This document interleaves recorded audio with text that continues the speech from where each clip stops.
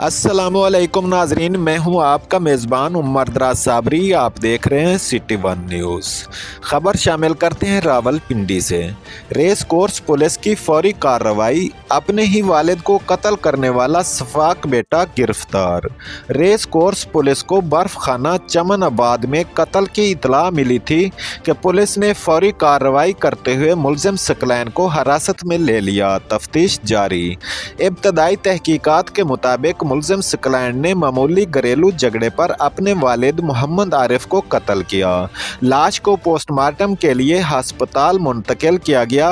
वाक़या का मुकदमा दर्ज किया जा रहा है। मुलजिम को ठोस शवाहिद के साथ चालान अदालत किया जाएगा। रिपोर्ट कर रहे हैं डिस्ट्रिक्ट रिपोर्टर फारूक अमन, सिटी वन न्यूज़ रावलपिंडी से।